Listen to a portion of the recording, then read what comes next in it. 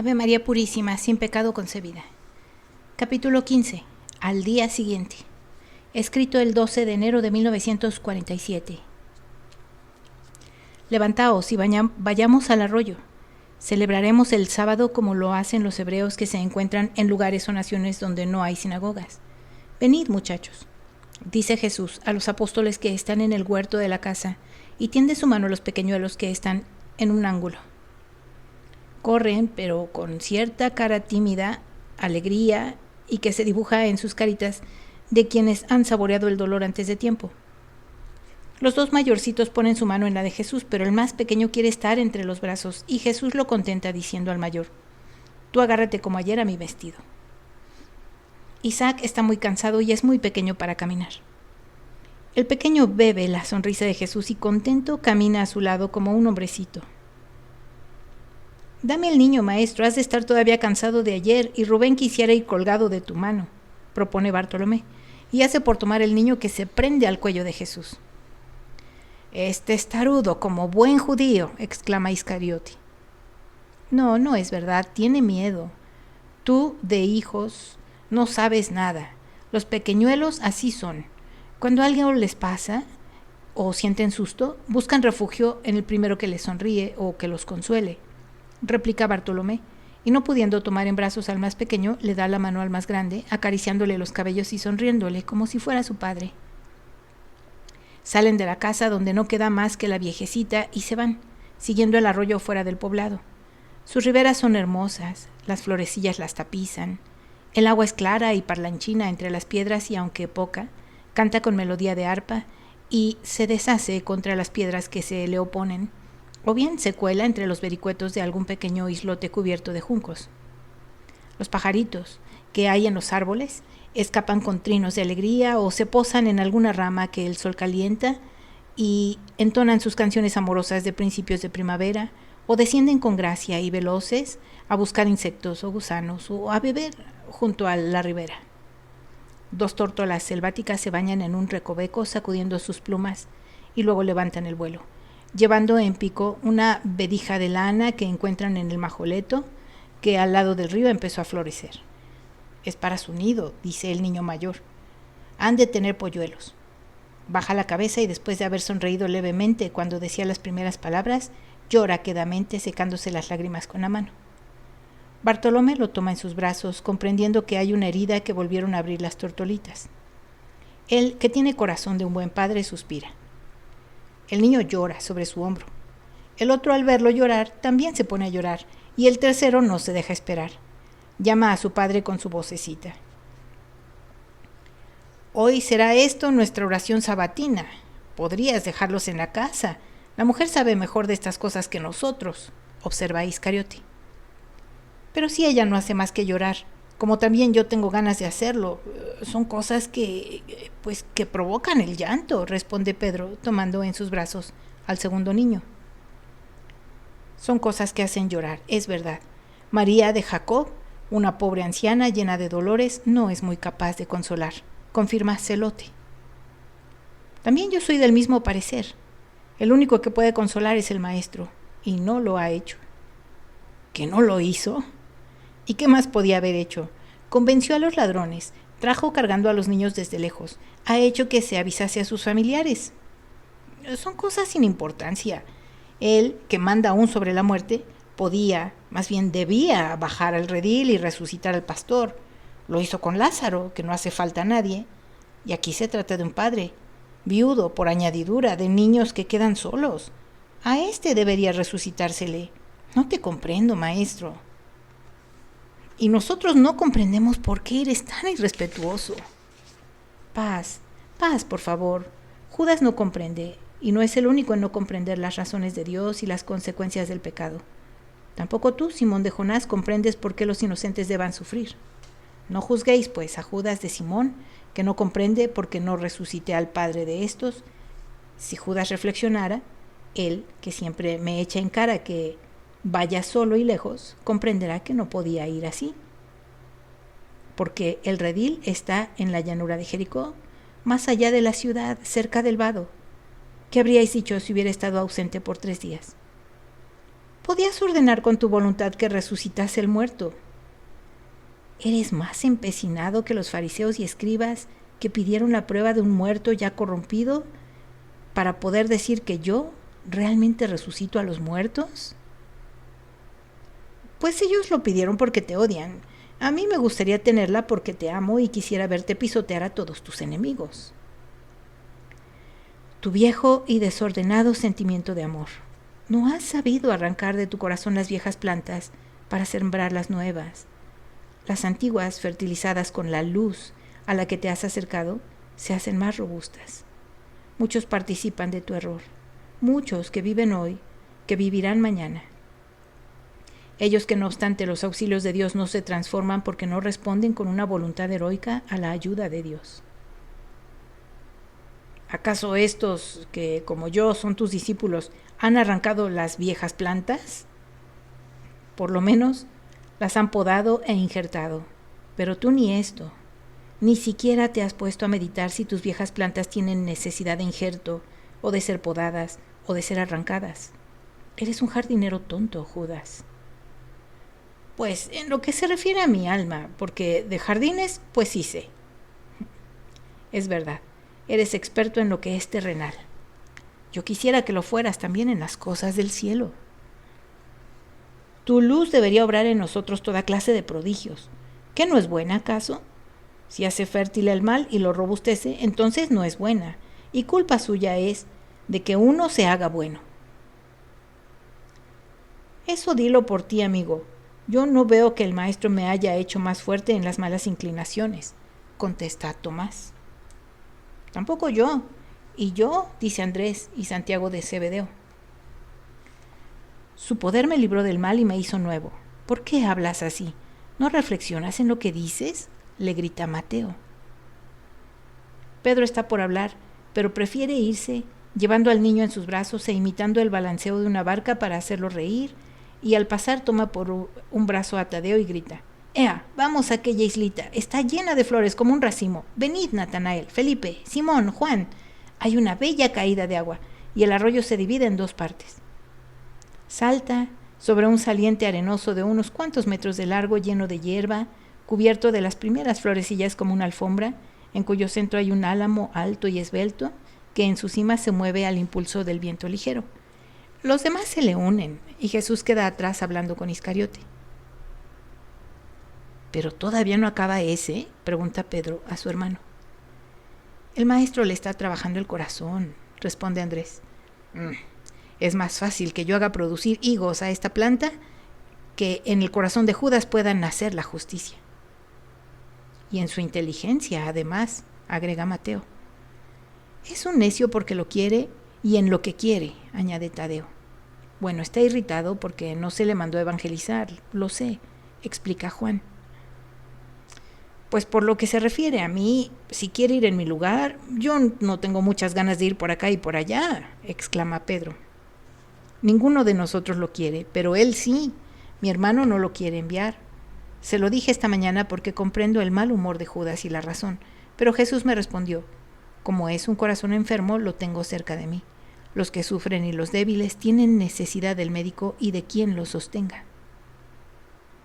¡Ea, niños! Venid, muchachos, cortemos estas bellas cañas y hagamos barquitas con ellas. Ved qué buenas están. Y en lugar de pescados pondremos flores. Ved si no parecen ser cabezas, con un velo blanco y rojo.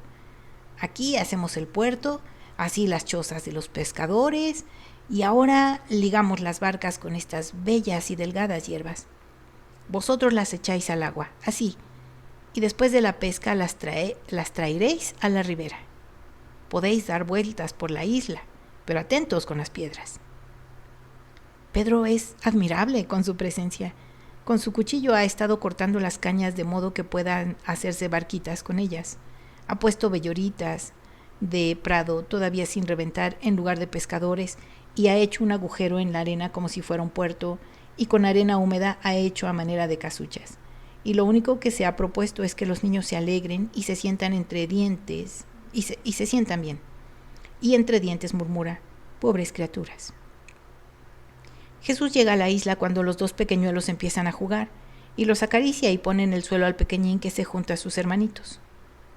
Bueno, aquí estoy. Hablemos ahora de Dios, porque hablar de Él es prepararse a la misión. Después de la oración, esto es, después de haber hablado con Dios, hablaremos de Dios que está presente en todas las cosas, para enseñar a las cosas buenas. Ea, levantaos, oremos. Entona algunos salmos en hebreo a los que los apóstoles se le unen. Los niños que se habían alejado con sus barquitas al oír que cantan, suspenden su juego. Atentos, escuchan con los ojos clavados en Jesús, que es todo para ellos, y luego con el instinto infantil de imitar, toman el aire de quienes oran y tratan de seguir el canto con la entonada, pues ignoran las palabras. Jesús baja sus ojos y los mira con una sonrisa que entusiasma a los niños a cantar más. Se sienten animados y ven que se aprueba lo que ellos hacen. Los salmos terminan y Jesús se sienta en la hierba y empieza a hablar. Cuando los reyes de Israel, el de Joram y el de Judá, se juntaron para combatir al rey Moab y pidieron su parecer al profeta Eliseo, este respondió al enviado del rey: si no respetase a Josafat, rey de Judá, ni siquiera te hubiera mirado. Tráeme a uno que suene el arpa. Y mientras sonaba el arpista, Dios habló a su profeta mandándole que excavasen fosos y fosos en el río seco para que se llenasen de agua de la que beberían hombres y animales. A la hora del sacrificio de la mañana, sin que hubiera soplado viento alguno o hubiera llovido, se llenó como el Señor había dicho. Decid qué podemos aprender de este episodio. ¿Qué podemos aprender de este episodio? Los apóstoles hablan entre sí y alguien dice: cuando el corazón está turbado, Dios no habla. Eliseo quiso calmar su irritación por haber visto al rey de Israel y poder escuchar a Dios. Otro dice: es una lección de justicia. Eliseo, para no castigar al buen rey de Judá, salva al culpable. Otros proponen: es una lección de obediencia y de fe. Excavaron fosos obedeciendo a algo que parecía cosa tonta, y con fe esperaron el agua aun cuando el cielo estaba sereno y no soplaba viento. Habéis respondido todos bien, pero no completamente. Dentro de un corazón perturbado, Dios no habla, es verdad. Pero las arpas no son necesarias para tranquilizar un corazón. Basta con tener caridad, que es el arpa espiritual y que produce melodías paradisíacas. Cuando un alma vive en la caridad, su corazón está tranquilo, oye la voz de Dios y la comprende.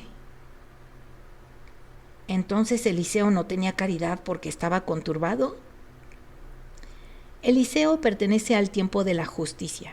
Hay que saber llevar al tiempo de la caridad a la de los astros. Vosotros pertenecéis a los tiempos nuevos.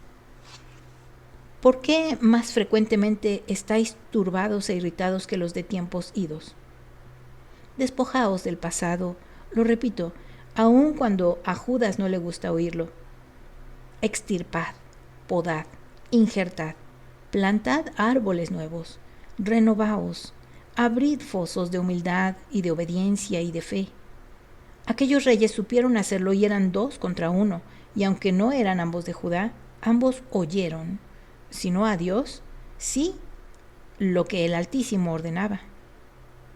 Hubieran muerto de sed en el desierto si no hubieran obedecido, pero como obedecieron, los fosos se llenaron de agua y así no solo se salvaron de morir de sed, sino que también derrotaron a sus enemigos. Yo soy el agua de la vida. Excavad fosos en vuestros corazones para poder recibirme. Escuchad, no voy a hablar mucho. Os doy la materia para que meditéis. Seréis siempre como estos pequeñuelos, y menos que ellos, porque ellos son inocentes y vosotros no, y por lo tanto la luz en vosotros es menos clara. Si no os acostumbráis a meditar, sobre todo. Siempre estáis atentos, pero no guardáis nada, porque vuestra inteligencia está dormida en lugar de estar activa. Oíd pues, cuando murió el hijo de las Sunamites, quiso ir a donde estaba el profeta, pese a que el marido le dijo que no era el primer día del mes ni sábado. Pero ella quiso ir porque tratándose de ciertas cosas no puede haber dilación. Y como supo comprender la realidad de las cosas, su hijo fue resucitado. ¿Qué decís de esto? Que con ello me regañas por lo del sábado, responde Iscariote. ¿Ves, Judas, que cuando quieres comprender, comprendes? Abre tu espíritu a la justicia. Lo haré, pero tú no violaste el sábado para resucitar al hombre. Hice mucho más. Impedí la muerte de estos y su ruina completa. Recordé a los ladrones que, con tan poca cosa te consuelas. Yo no creo que te hubieran obedecido. Si el maestro lo dice. En la narración de la Tsunamites, Eliseo dijo: el Señor me lo ha ocultado. Así pues, ni siquiera los profetas lo saben todo, replica Iscariote. Nuestro hermano es más que un profeta, afirma sin ambajes Tadeo. Sí, lo sé, es el Hijo de Dios, pero también es hombre. Como tal, puede verse sujeto a ignorar cosas secundarias como la de una conversión o la de un regreso. Maestro, ¿sabes verdaderamente siempre todo? Frecuentemente me lo pregunto, insiste Iscariote arrastrado por sus ansias íntimas. ¿Y con qué espíritu me lo preguntas? ¿Para tranquilizarte? ¿Para decirte que lo que hay que hacer? ¿Para perder la paz? Pregunta Jesús. No puedo decirlo, pero quisiera saberlo y al preguntárselo se ve que no tienes paz en ti, objeta Tomás. Es que la duda turba. ¡Cuántas sutilezas! Yo no me las hago. Creo sin investigar y no siento ni turbación ni dudas. Pero mejor dejemos que hable el maestro. Esta lección no me gusta. Dinos una parábola, bella maestro. Agradará hasta a los niños, pide Pedro. Tengo algo más que preguntar. ¿Qué significa para vosotros la harina que quitó la amargura del potaje dado a los hijos de los profetas? En el libro de Reyes, cuarto libro de Reyes 4, 38 al 41. Nadie responde. ¿No respondéis? Bueno, puede ser porque la harina quita lo amargo, responde dudoso Mateo. Todo se hubiera hecho amargo, aún la harina. ¿Porque el profeta obró un milagro para que el criado no se sintiese afligido? Sugiere Felipe. Puede ser, pero no lo es todo. El Señor quiso mostrar el poder del profeta aún en cosas comunes y corrientes, propone Celote. Tal vez, pero todavía el significado no es el justo. Las vidas de los profetas son un antecedente de lo que será en el tiempo nuevo, en el mío, y reflejan mi tiempo terrenal bajo símbolos y figuras. Así pues, silencio. Se miran. Juan, con la cabeza inclinada y colorado, sonríe. Habla, Juan, le incita Jesús. No es falta a la caridad porque no lo haces por mortificar a nadie. Bueno, pienso que esto sea el significado. En el tiempo del hambre por la verdad y en que faltaba la sabiduría, en que viniste, todos los árboles eran selváticos y producían frutos amargos que no podían comer los hombres por ser veneno, y que en vano los cortan para alimentarse con ellos. Pero la bondad del Eterno te envió harina de trigo precioso, que con tu perfección quitas el veneno del alimento, haciendo que sea bueno, como también el árbol de la Escritura, que en el correr de los años abandonó su ser natural y el paladar de los hombres que la concupiscencia corrompió. En el caso presente, quien manda que se lleve la harina y la eche es tu Padre, y tú eres la harina que se sacrifica para hacerse alimento de los hombres. Después de tu sacrificio no producirá más amargura en el mundo, porque habrás restablecido la amistad con Dios. Tal vez me he equivocado. No, tal es el símbolo. Oh, ¿cómo pudiste pensarlo?, pregunta admirado Pedro. Jesús le responde: te lo diré con tus palabras de hace poco. Un buen brinco y se entra uno en la isla tranquila y florida de la espiritualidad. Pero hay que tener valor de dar el salto abandonando la ribera y el mundo. Brincar sin pensar que nada pueda haber, que pueda haber alguien que se ría de nosotros o de nuestra sencillez por preferir un islote solitario al mundo. Brincar sin tener el pensamiento de poder herirse, mojarse o sufrir un chasco. Dejar todo para refugiarse en Dios. Entrar en la isla separada del mundo y salir de ella únicamente para distribuir a los que están en la ribera flores y aguas limpias recogidas en la isla del espíritu, donde hay un árbol solo, el de la sabiduría, cuyas palabras, si está uno cerca o lejos del mundanal ruido, puede uno captar. Si está uno cerca y lejos del mundanal ruido, sí puede uno captar y llegar a ser maestro porque se ha sabido ser discípulo. También esto es un símbolo, pero ahora vamos a decir una parábola a los pequeños. Acercaos más. Los 3 niños están tan cerca que se sientan sobre sus rodillas y Jesús los abraza y empieza a hablar. Un día el Señor dijo: haré el hombre, y el hombre vivirá en el paraíso terrenal, donde están el gran río que se divide luego en 4 ramas, que son el Fisón, el Geón, el Éufrates y el Tigris, que corren por la región. El hombre se sentirá feliz al poseer todas las bellezas y bondad de lo creado y mi amor para alegría de su espíritu. Y así lo hizo. Era como si el hombre fuese en una gran isla, pero más florida que esta y con árboles y animales de toda clase. En él vivía el amor de Dios que servía de sol para su alma, y la voz de Dios estaba en los vientos, más melodiosa que el trino de los pajarillos. Pero en esta bella isla florida, en medio de los animales y plantas, entró arrastrándose una serpiente diversa de las que Dios había creado, y que no era buena, que no tenían veneno en los colmillos y que no aterrorizaban al enrollarse. Esta serpiente sí.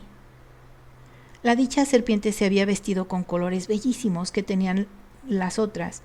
Aún más, se había hecho más bella en tal forma que parecía un collar real que anduviese adornando los árboles del jardín. Fue a enrollarse cerca de un árbol que se erguía en medio del jardín, un árbol frondoso y solitario con bellos frutos. La serpiente parecía una piedra preciosa a su alrededor. Brillaba al sol. Todos los animales la miraban porque ninguno se acordaba de haberla visto cuando fue creada, ni haberla visto antes. Ninguno se le acercaba. Más bien todos se alejaban del árbol donde la tenía, desde que la tenía a su alrededor. Solo el hombre y la mujer se acercaron. La mujer fue la primera porque le agradaba lo que lucía, lo que brillaba al sol y que movía su cabeza semejante a una flor que se abre. Dio oídos a lo que decía la serpiente, desobedeció al Señor e hizo desobedecer a Adán. Después de haber cometido el acto de desobediencia, vieron la serpiente en lo que era y comprendieron su pecado, porque habían perdido ya la inocencia de su corazón. Se escondieron de Dios que los buscaba y luego le mintieron cuando les preguntó. Entonces Dios puso ángeles en los límites del jardín y arrojó de él al hombre. Fue como si de la ribera segura del Edén los hombres hubieran sido arrojados a los ríos terrenales, como cuando vienen las avenidas en primavera. Dios dejó en el corazón de los expulsados el recuerdo de su destino eterno, esto es, del paso del hermoso jardín donde oían la voz y el amor de Dios, al paraíso donde hubieran podido gozar de Dios completamente. Y con el recuerdo les dejó el estímulo santo para subir con una vida justa al lugar perdido. Hijos míos, acabáis de ver que mientras la barca desciende siguiendo la corriente, su camino es fácil, pero cuando le cuesta estar derecha y subir contracorriente, ¿cuánto para que no la volteen las ondas, para naufragar entre las hierbas y la arena o las piedras que hay? Si Simón Pedro no hubiera armado vuestras barquitas con tiras de juncos, las habríais perdido, como le sucedió a Isaac por haber dejado ir el junco. Lo mismo sucede a los hombres que se arrojan a la corriente de la tierra. Deben estar siempre en las manos de Dios, poniendo su voluntad, que es cual un junco, en las manos del buen Padre que está en los cielos y que es el Padre de todos, sobre todo de los inocentes, y deben estar vigilantes para evitar las hierbas y espadañas, las piedras, los remolinos y el lodo que pudieran detenerla, o quebrarla, o tragarse la barca de su alma, rompiendo la barca que es su alma, la barca de su alma, rompiendo el hilo de la voluntad que los tiene unidos a Dios. Porque la serpiente, que no está más en el jardín, ahora está en la tierra, y trata de hacer naufragar las almas. Busca el medio de que no suban por el Éufrates, el Tigris, el Geón, el Fisón, el gran río que corre en el paraíso eterno, y alimenta los árboles de la vida y salud que producen perpetuos frutos, de los cuales gozarán todos los que pudieron subir la corriente para reunirse con Dios y sus ángeles, y llegar a la seguridad completa. También así lo decía mi mamá, dice el mayor de los niños. Sí, lo decía, balbucea el pequeño. Tú no puedes saberlo, pero yo sí, porque soy grande. Si dices cosas que no son ciertas, no entrarás en el paraíso. Papá decía que nada de eso era verdadero, objeta el de en medio. Es que no creía en el Señor de mamá. ¿Era tu padre samaritano?, pregunta Santiago de Alfeo. No, era de otros lugares, pero mi mamá sí era, y nosotros somos porque ella nos quería. Nos hablaba del paraíso y del jardín, pero no tan bien como tú lo has hecho. Yo tenía miedo de la serpiente y de la muerte, porque mamá decía que aquella era el diablo, y porque papá decía que la muerte acaba todo. Y por esto me sentía infeliz de estar solo, y también decía yo que era inútil ser buenos, porque mientras vivieron nuestros padres, era agradable ser buenos. Pero ahora que ya no están, no había más quien se alegrase de nuestro buen corazón. Pero ahora sé, y seré bueno. No quitaré mi hilo de las manos de Dios para que no me arrastren las aguas de la tierra. ¿A dónde se fue tu mamá? ¿Arriba o abajo?, pregunta con sencillez el niño mediano. ¿A dónde se fue nuestra mamá? ¿Arriba o abajo?, pregunta con sencillez el niño mediano. ¿Qué quieres decir con eso?, pregunta Mateo. Quiero decir que ¿en dónde está? ¿Ha ido al río del paraíso eterno? Así lo esperamos, niño. Si fue buena, era samaritana, responde con desprecio Iscariote. ¿Entonces no hay paraíso porque somos samaritanos? ¿Entonces no tendremos a Dios con nosotros? Él lo ha llamado Padre de todos. A mí, que soy huérfano, me gustaría pensar que todavía tengo padre, pero si para nosotros no hay... Baja su cabecita, afligido. Dios es el Padre de todos, hijo mío. ¿Te he amado menos porque eres samaritano? No, te arrebaté de los ladrones y te arrebataré del demonio, del mismo modo como pelearía por el hijo del sumo sacerdote del templo de Jerusalén. Si no pensara, es un oprobio que el Salvador salvase a su hijo. Óyeme, estoy más contigo porque estás solo y huérfano. Para mí no hay diferencia entre el espíritu de un judío y de un samaritano, y dentro de poco no habrá más divisiones entre Samaria y Judea, porque el Mesías tendrá un solo pueblo que llevará su nombre, y en el que estarán todos los que lo hubieran amado. Pues yo te amo, Señor. ¿Y me llevas a donde está mi mamá?, pregunta el mayor de los tres. No sabes dónde está, lo dijo ese hombre, que solo hay que esperar, replica el mediano. Yo no lo sé, pero lo sabe el Señor. Él supo dónde estábamos, cosa que nosotros no sabíamos. Con los ladrones nos querían matar. El espanto se dibuja en la carita del mediano. Los ladrones eran como los demonios, pero Él nos salvó porque nuestros ángeles lo llamaron. Los ángeles han salvado también a mamá. Yo lo sé porque la sueño siempre. Mientes, Isaac, no puedes soñarla, ni siquiera te acuerdas cómo era ella. El pequeño replica, no, sí la sueño, que la sueño. No llames mentiroso a tu hermano Rubén. Su alma puede ser que vea vuestra madre, porque el buen Padre que está en los cielos puede conceder que el huérfano la sueñe y la conozca parcialmente como concede al hombre que lo conozca, para que de este conocimiento limitado le nazca la buena voluntad de conocerlo perfectamente y que se obtiene siendo siempre mejores. Bueno, ahora vámonos. Hemos hablado de Dios y el sábado ha sido santificado. Se ponen de pie y entonan otros salmos. Alguna gente de Efraín que ha oído los cantos ha venido a escuchar y respetuosa espera que terminen para saludar a Jesús. ¿Preferiste venir aquí más bien que a nuestra sinagoga? ¿No nos amas? Ninguno de vosotros me invitó, por esto vine aquí con mis apóstoles y con estos 3 niños. Tienes razón, pero pensábamos que tu discípulo te habría comunicado nuestro deseo. Jesús mira a Juan y a Judas. Me olvidé decírtelo ayer, y hoy por causa de estos 3 pequeñuelos, pues se me volvió a olvidar. Jesús sale de la islita y atravesando la parte del arroyuelo se dirige a donde están los de Efraín. Los apóstoles lo siguen y los niños se quedan a soltar sus 2 barquitas que les han quedado y dicen a Pedro, las queremos tener para acordarnos de la lección. Y yo ya perdí la mía, yo no me acordaré y no iré al paraíso. Y llora el más pequeño. Espera, no llores, te voy a hacer otra barquita. De veras, también tú debes recordar la lección, ¿eh? Sería necesario hacer a todos una barquita con un junco amarrado a la proa para que todos recordasen. Más que vosotros, nosotros los adultos tenemos necesidad de ello. Pedro corta una caña y hace una barquita con su junco, y agarrando a los 3 pequeños con un solo brazo, salta del arroyuelo y yéndose donde está Jesús. ¿Son estos?, pregunta Malaquías. Estos. ¿Y son de Siquén?